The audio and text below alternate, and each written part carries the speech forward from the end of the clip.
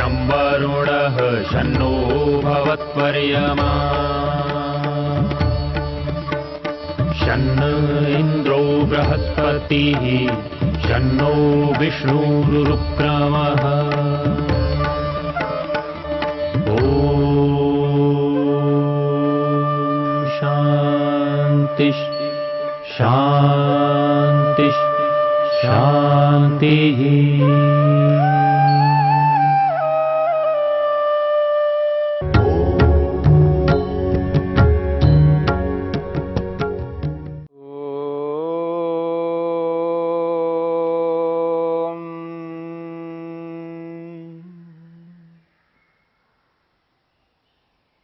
साधन पाद के 27वें सूत्र को लेकर के हम विचार कर रहे हैं। तस्य सप्तधा प्रांत भूमि ही प्रज्ञा। महर्षि पतंजलि ने इस सूत्र के माध्यम से यह बात स्पष्ट करते हैं, जिस योगी को अविप्लव वाली विवेक ख्याति प्राप्त होती है, ऐसे योगी को 7 प्रकार की उत्कृष्ट प्रज्ञा उत्पन्न होती है। ऐसी प्रज्ञा इसके ऊपर, इससे श्रेष्ठ, इससे उत्कृष्ट और कोई प्रज्ञा नहीं हो सकती। ऐसी अनुभूतियां उस योगी को हो रही हैं जो किसी और को कभी नहीं हो सकती है, और इससे बढ़कर और अधिक अनुभूतियां इस संसार में नहीं हो सकती हैं। वो 7 प्रकार की प्रज्ञाओं में से हमने 2 प्रज्ञाओं को लेकर के विचार किया। पहली प्रज्ञा पर हमने विचार किया है परिज्ञातम हेयम न अस्य पुनः परिज्ञेयम अस्ति। जानने योग्य समस्त दुख को जान लिया है, अब न जानने योग्य कोई दुख बचा नहीं है। ये पहली प्रज्ञा है। दूसरी प्रज्ञा थी क्षीणाः हेय हेतवः न पुनरेतेषां क्षेतव्यमस्ति। हेय हेतवः, दुख के कारण जितने भी हो सकते हैं, उन समस्त दुख के कारणों को क्षीणाः, मैंने नष्ट कर दिया है। न पुनरेतेषां क्षेतव्यमस्ति, अब समाप्त करने योग्य और कोई दुख का कारण बचा ही नहीं है जिसको समाप्त करना हो। बहुत बड़ी बात है। योगी ये बात कह सकता है कि मैंने समाप्त कर दिया है। किसको? दुख के कारण को। ये वही व्यक्ति, वही योगी कह सकता है जिसने इस अविप्लव वाली विवेक ख्याति को प्राप्त किया हो, सत्व पुरुष अन्यता ख्याति को प्राप्त किया हो। तीसरी प्रज्ञा महर्षि वेदव्यास स्पष्ट करते हैं। तीसरी प्रज्ञा है साक्षात्कृतम निरोध समाधिना हानम। बहुत बड़ी उपलब्धि है। वो कहते हैं हानम, हान कहते हैं मोक्ष को। साक्षात्कृतम निरोध समाधिना हानम, हानम मोक्षम, मोक्ष को। साक्षात्कृतम, मैंने साक्षात्कार कर लिया है। मोक्ष को मैंने अनुभव कर लिया है। मोक्ष का साक्षात्कार कर लिया है। किससे? कैसे? कहते हैं निरोध समाधिना। निरोध समाधिना, निरोधी समाधि। निरोध समाधि कहते हैं असंप्रज्ञात समाधि। असंप्रज्ञात रूपी निरोध समाधि के द्वारा मैंने हानम मोक्ष को साक्षात्कृतम, साक्षात कर लिया है, प्रत्यक्ष कर लिया है। ये बहुत बड़ी बात है। जिसने ये कहा हो कि मैंने मोक्ष का दर्शन कर लिया, मोक्ष को साक्षात्कार कर लिया, मुक्ति को मैंने प्रत्यक्ष अनुभव किया, इससे बढ़कर और कोई कार्य नहीं हो सकता। इतना बड़ा कार्य, इतना बड़ा कार्य जो ये कहे कि मैंने मोक्ष को अनुभव कर लिया है, मुक्ति को अनुभव कर लिया है।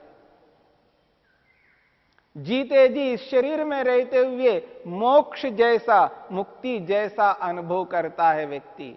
जैसे मुक्त अवस्था में जिस स्थिति में रहता है आत्मा, उसी स्थिति को यहां इस शरीर में रहते हुए व्यक्ति अनुभव कर लेता है। साक्षात्कृतम, मैंने साक्षात्कार कर लिया है। किसे? हानम, हान को, मोक्ष को। किसके द्वारा? निरोध समाधिना। निरोध समाधि कहते हैं असंप्रज्ञात समाधि। मन की 5 अवस्थाओं में 5वीं अवस्था है निरुद्ध अवस्था। क्षिप्तम मूढ़म विक्षिप्तम एकाग्रम निरुद्धमिति चित्त भूमया। समाधि पाद में ये बातें कही गई है और पहले सूत्र में कहा है अथ योगानुशासनम। इस सूत्र में स्पष्ट किया था मन की 5 अवस्थाओं को लेकर के। क्षिप्तम मूढ़म विक्षिप्तम एकाग्रम निरुद्धम इति चित्त भूमया। मन की ये 5 अवस्थाएं हैं और निरुद्धम जो है मन की 5वीं अवस्था है। इस निरुद्ध अवस्था में जो समाधि लगती है उस समाधि का नाम है असंप्रज्ञात समाधि, जो हमने विस्तार से समाधि पाद में विचार किया था। ऐसी समाधि है जो इसके आगे और कोई समाधि नहीं हो सकती। संप्रज्ञात समाधि और असंप्रज्ञात समाधि 2 प्रकार की समाधियां हैं। संप्रज्ञात समाधि में अलग अलग विषय हैं, इसलिए संप्रज्ञात समाधि के 4 भेद हैं। असंप्रज्ञात समाधि की कोई ऐसा कोई भेद नहीं है। हां, प्राप्त करने के प्रकार तो 2 हैं। असंप्रज्ञात समाधि को प्राप्त करने के 2 प्रकार हैं, एक उपाय प्रत्यय और एक भव प्रत्यय। भव प्रत्यय नामक योगी असंप्रज्ञात समाधि को प्राप्त करते हैं, उपाय प्रत्यय नामक योगी असंप्रज्ञात समाधि को प्राप्त करते हैं। असंप्रज्ञात समाधि तो एक ही प्रकार की है, पर उसको पाने के 2 अलग अलग प्रकार हैं। पर संप्रज्ञात समाधि ऐसी नहीं है। संप्रज्ञात समाधि के 4 भेद हैं, क्योंकि उसमें अलग अलग पदार्थों का साक्षात्कार होता है। असंप्रज्ञात समाधि में केवल एक ही वस्तु, एक ही पदार्थ का साक्षात्कार होता है, वह है ईश्वर, परमपिता परमेश्वर। तो यहां पर योगी कह रहे हैं हानम, मोक्ष को निरोध समाधिना, निरोध समाधि के द्वारा यानी असंप्रज्ञात समाधि के द्वारा साक्षात्कृतम, मैंने साक्षात किया, दर्शन किया, प्रत्यक्ष किया, अर्थात परमपिता परमेश्वर का साक्षात्कार किया। मुक्ति को मैंने जीते जी अनुभव कर लिया। बहुत बड़ी बात है। यह बात वही व्यक्ति कह सकता है जिसने विवेक ख्याति को प्राप्त किया है, और वो भी विवेक ख्याति, अविप्लव वाली विवेक ख्याति, मन और आत्मा को पृथक करने वाली विवेक ख्याति को जिसने प्राप्त किया है, और न बदलने वाली विवेक ख्याति को जिसने प्राप्त कर लिया है, वह योगी व्यक्ति ये कह सकता है मैंने साक्षात कर लिया है हानम, मोक्ष को। यह है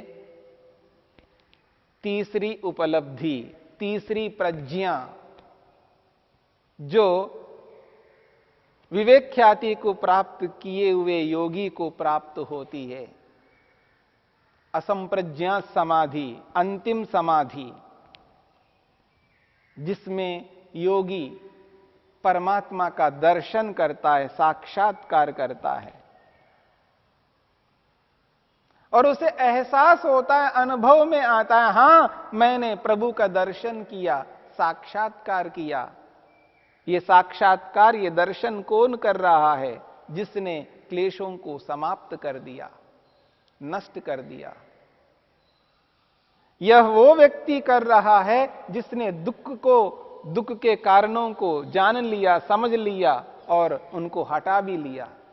दुख को उत्पन्न करने के जितने भी कारण हैं उन समस्त कारणों को उसने हटा दिया और दुनिया में दुख किसे कहते हैं उस संपूर्ण दुख को जान लिया, समझ लिया। वह व्यक्ति ये कहता है साक्षात्कृतम, मैंने साक्षात कर लिया है। किसे? हानम, मोक्ष को। किसके द्वारा, किसके माध्यम से? निरोध समाधिना, असंप्रज्ञा समाधि के द्वारा। यह है तीसरी प्रज्ञा।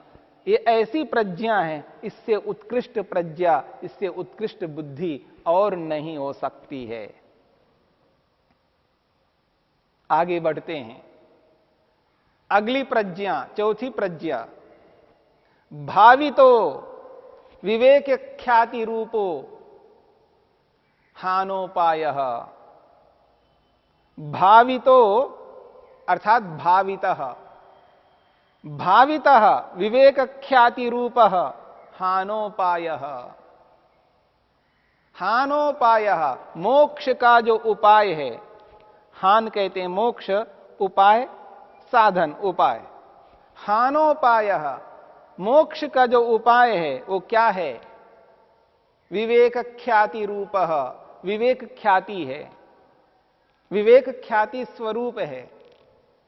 उसको मैंने भाविता उत्पन्न कर लिया, योगी कह रहा है। बहुत बड़ी बात है। योगी ये कह रहा है मैंने उत्पन्न कर लिया है। किसे? हानोपायः मोक्ष का जो उपाय है, मोक्ष का जो साधन है, जो मोक्ष को दिलाने वाला है, जिसके बिना मोक्ष प्राप्त नहीं हो सकता, जिसके आधार पर मोक्ष को प्राप्त किया जाता है, उस मोक्ष के साधन को, उसके उपाय को मैंने भाविता उत्पन्न कर लिया है। वो क्या है? विवेक ख्याति रूपः, वो विवेक ख्याति है। जड़ चेतन को अलग अनुभव करना। शरीर में रहता हुआ आत्मा अपने आप को शरीर से पृथक अनुभव करता है, यह है विवेक ख्याति।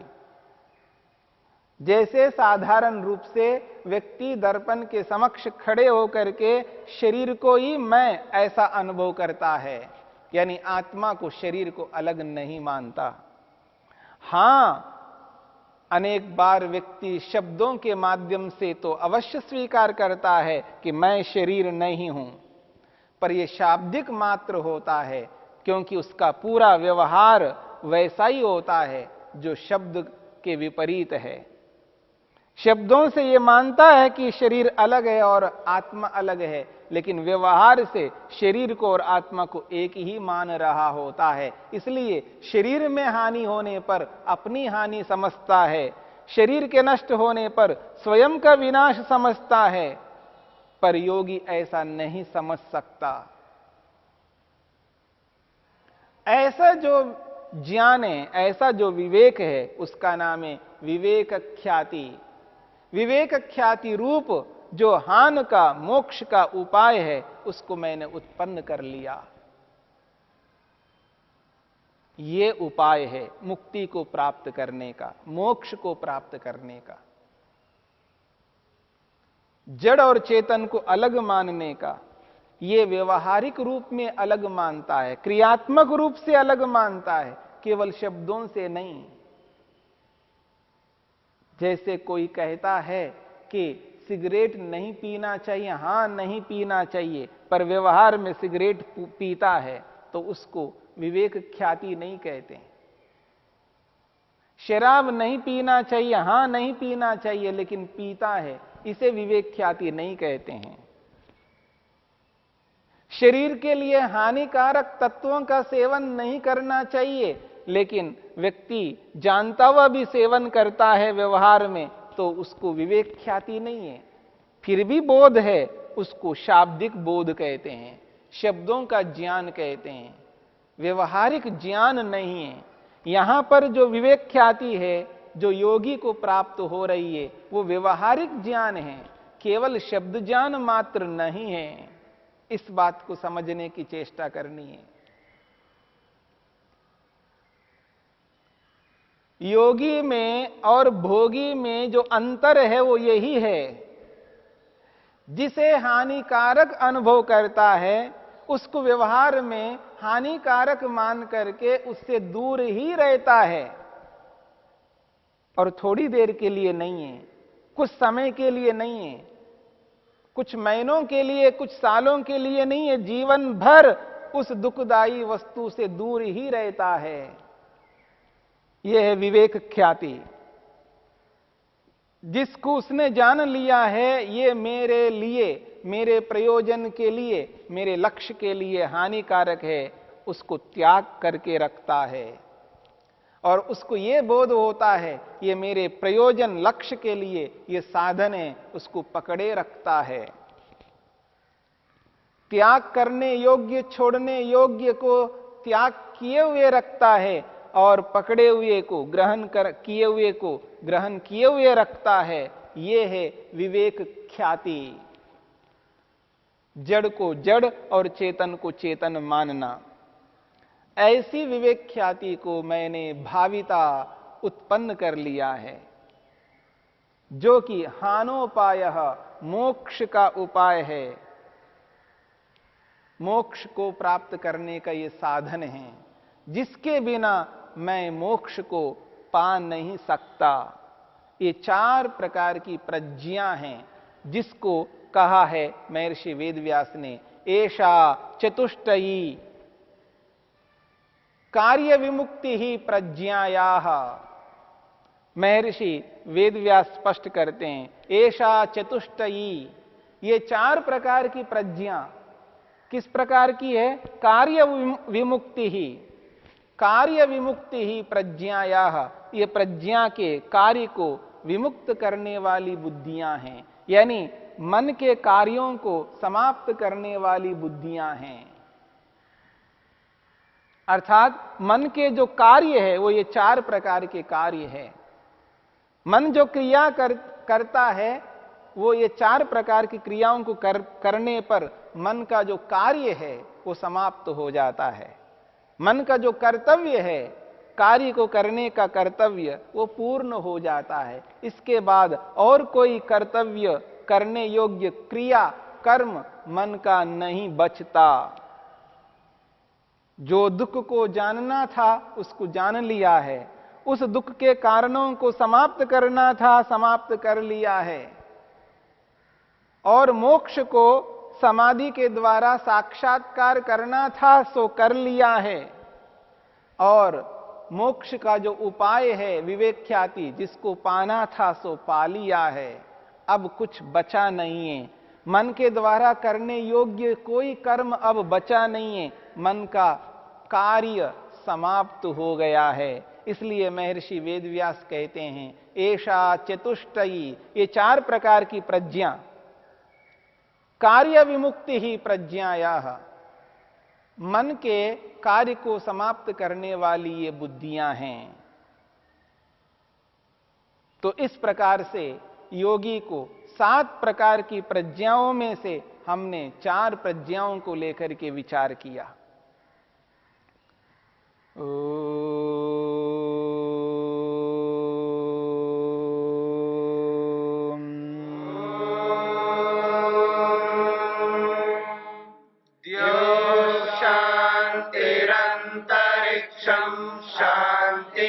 पृथिवी शान्तिरापः शान्तिरोषधयः शान्तिः वनस्पतयः शान्तिर्विश्वे देवा शान्तिर्ब्रह्म शान्ति सर्वं शान्ति शान्तिरेव शान्ति श्यामा